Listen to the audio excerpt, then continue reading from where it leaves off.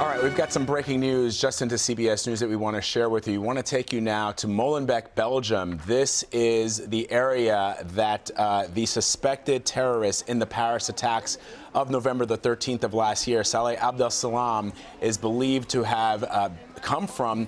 And just moments ago, according to a reporter for RTL TV1, which is the Belgian station there, police, special forces police there, you see them on the ground there, raided several locations in this neighborhood.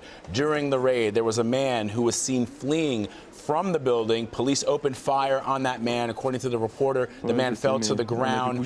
There were a lot of shots that were fired and then rang out. And now the situation, according to this reporter, seems to have calmed down. But police are still going into these various buildings in the Molenbeek area, looking for whatever information that they can glean to give them some insights into those horrific terror attacks in Paris back in November.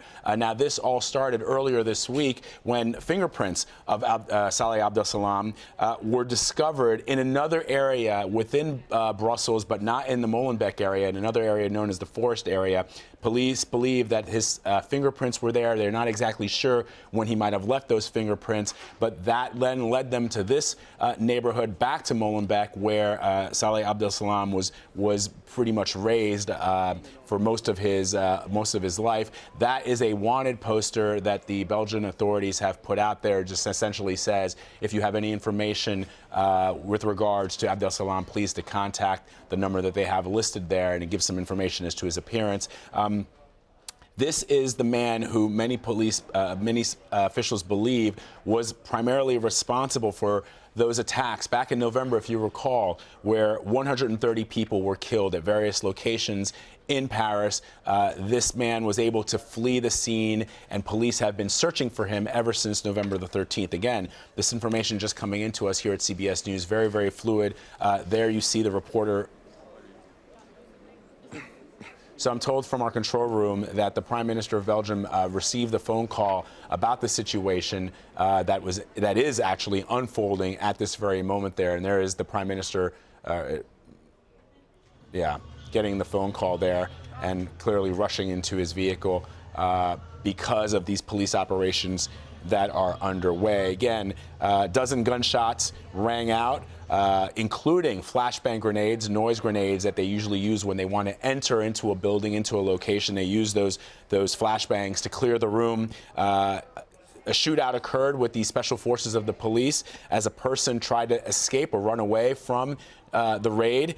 That person was found lying in the street. The area has now been cordoned off. There are ambulances and fire trucks in addition to the special forces police on the ground there. We're going to continue to monitor exactly what is happening there. But for now, according to the reporter from RTL TV1, things have, for the moment, calmed down. But there are still, you can see lots of crowds of people gathered around in this area. I've been to Molenbeek. I'm not sure. I can't tell from the pictures that we're seeing if this is the same building that we visited. But in our time in Molenbeek, the apartment where Salah Abdeslam lived is not very, very far from what many people would call the town hall in the United States, where the mayor, the burgomaster of Molenbeek works. Less than 200 yards away from her office is the apartment of his family. So I can't tell from these shots if that is the area where these raids are being conducted. But it is in the Molenbeek area, and that is the area where many law enforcement officials believe these suspects came from and lived.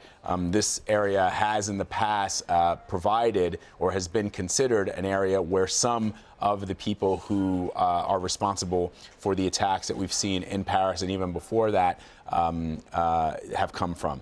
So that is the information coming out of Molenbeek in Belgium. I'm just wanted to listen into what this reporter is saying and relay that back to you. But I think for now, we're going to take a quick break.